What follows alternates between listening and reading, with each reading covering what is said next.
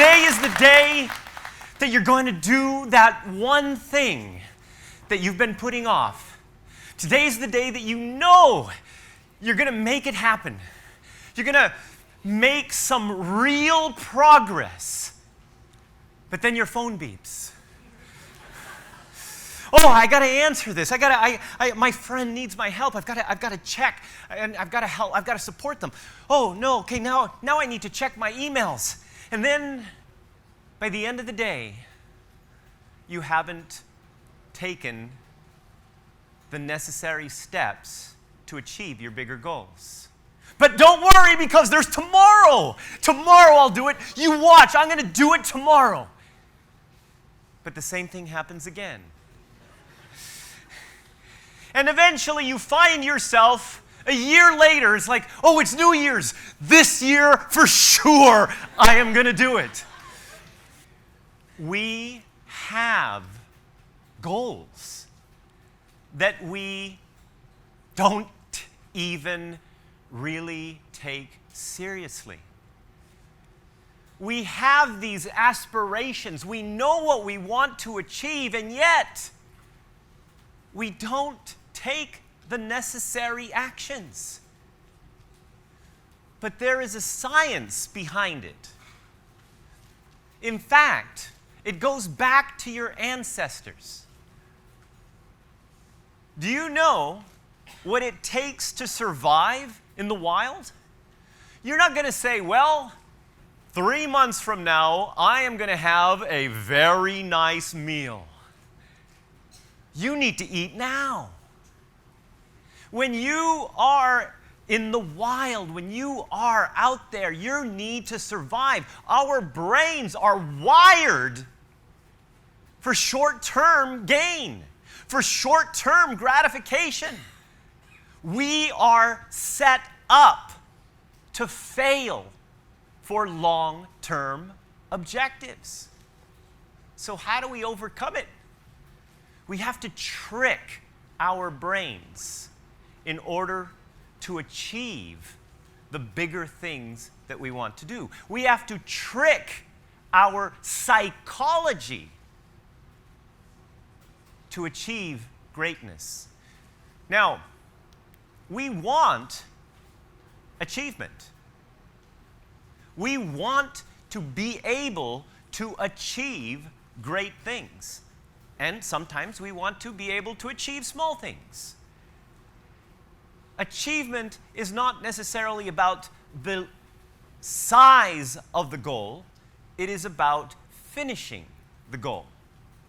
But the problem is that we also want diversity.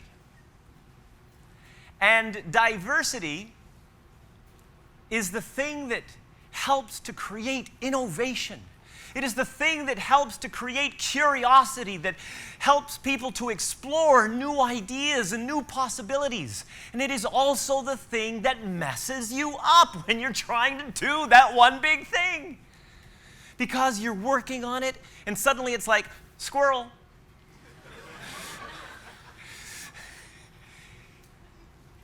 And so,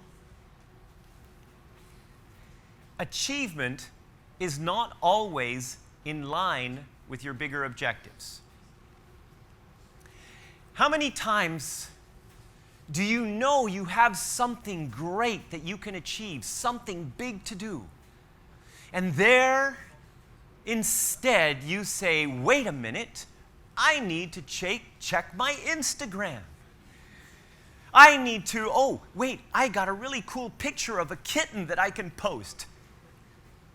And so, oftentimes, we focus on the achievement of small things instead of taking the actions that are going to help us to create big things. And Facebook knows this. Instagram knows this. In fact, they have fundamentally gamified your attention to their platform. When you go into Instagram, when you go into Facebook, you're constantly checking. Oh, how many likes did I get? Oh, look, oh, I got all these shares. Wow, I've got these people over here that even commented on this. And you feel really good. You know why you feel good? Mesolimbic dopamine. It is the drug that Instagram and Facebook is constantly creating in your brain. And they do it so well because not only are you looking to see how many likes and everything else, but you're also looking to see who liked it. And you're also getting to compare your likes against somebody else's likes. And so we are using these platforms to get our drug habit met. And why is it that we can get these drugs, we can get these feelings, we can get these emotions from something that is not necessarily helping us to achieve our bigger objectives, but we can't do it when there's bigger things that we know are going to make us greater? And that is the power of anticipation.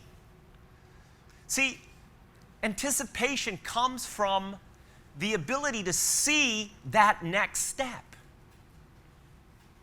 If you can see the next step, that means you feel like, wow, okay, I can feel it, I can see it. It's kind of like when you meet that boy or that girl and you're thinking, wow.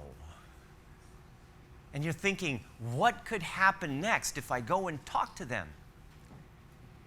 And you're thinking, wow, maybe in the future there will be something better. But they're right there, so the closeness of the interaction makes the impact. First of all, you start with anticipation. So over here, okay, you've got anything that you can compare against. You can compare against other people. You can compare against standards. You can compare against your own behavior. And then the anticipation of what you want to achieve basically is related to the potential to achieve.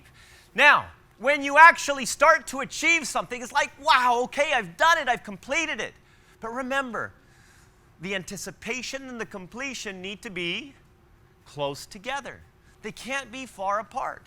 But once you've done that, then it's validation. Yes, I could do it. I was able to do it. Look at this. See, I did it. I did it. I did it. I did it. I did it. Okay, and then that reinforces your competence. It reinforces your ability to feel that, wow, yes, I can do this. Now, the other side is basically when you're dealing with the sense of value, where you feel basically unvalued compared to feeling valued. In this particular case, you may start with low confidence. I'm not sure I can do it. Maybe I can do it, maybe I can't do it, but let's try. And then you grow. You grow, you develop, you create skills, and of course, that helps you to stay motivated. And the more skill that you have, the easier it is to grow, and the more value that you feel you are actually creating and giving. So, what does all this mean? Well, first of all, you have to be able to start with the objectives of what you're trying to achieve. But here's the thing. If you start with that objective that's 3 months away, there's a year away, it's not going to help you to be motivated.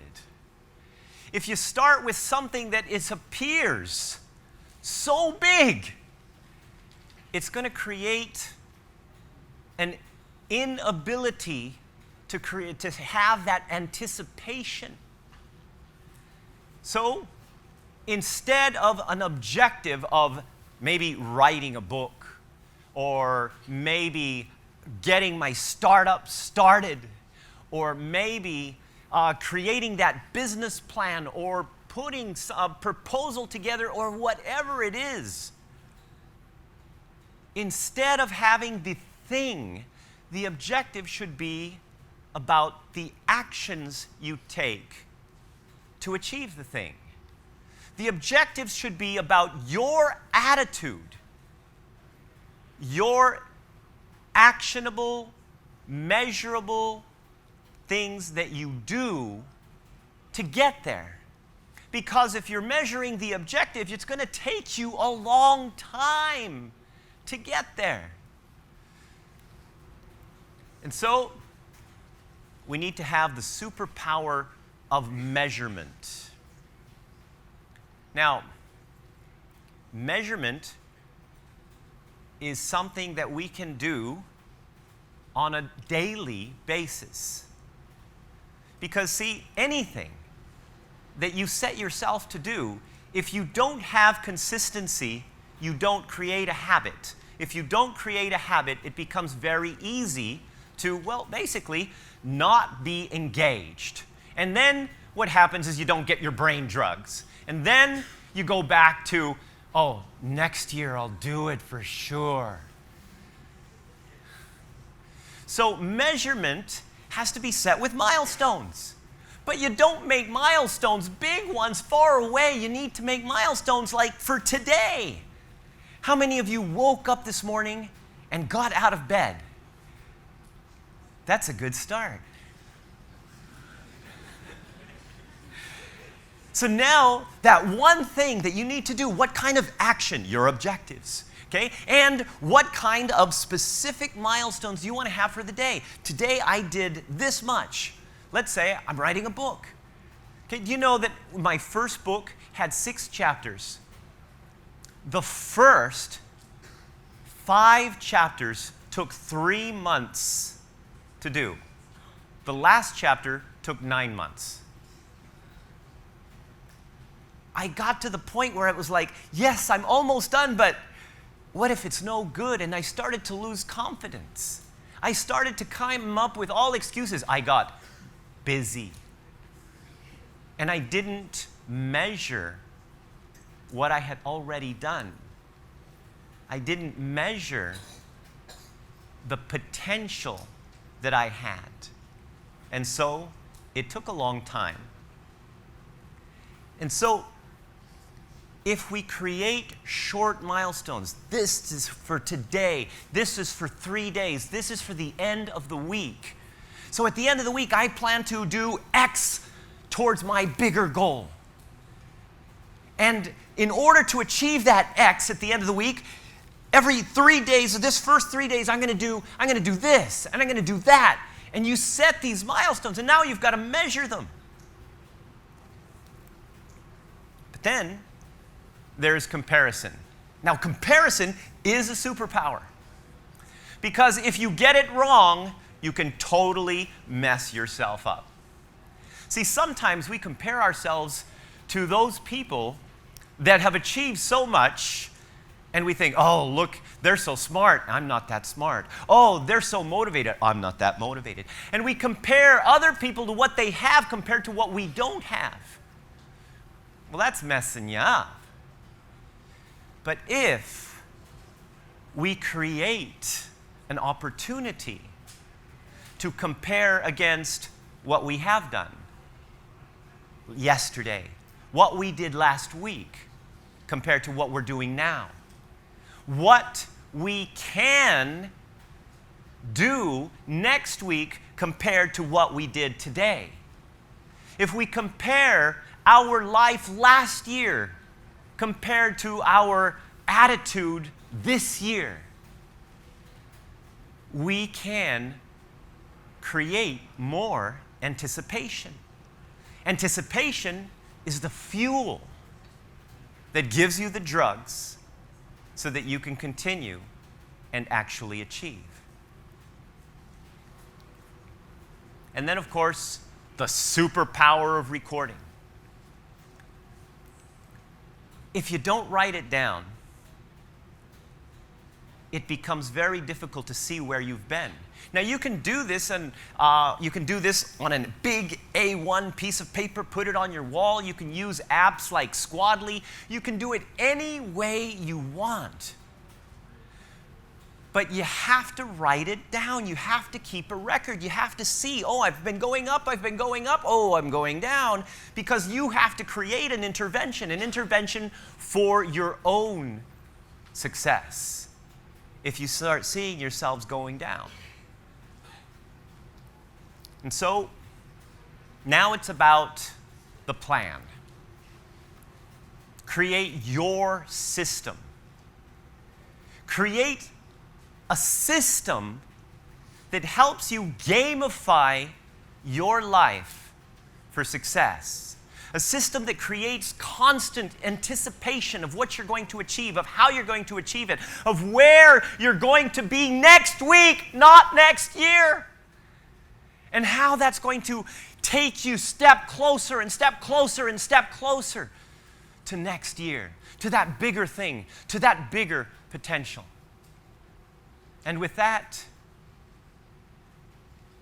I would like to wish you one thing. May you have all of the dopamine you need to create your greater success. Be awesome.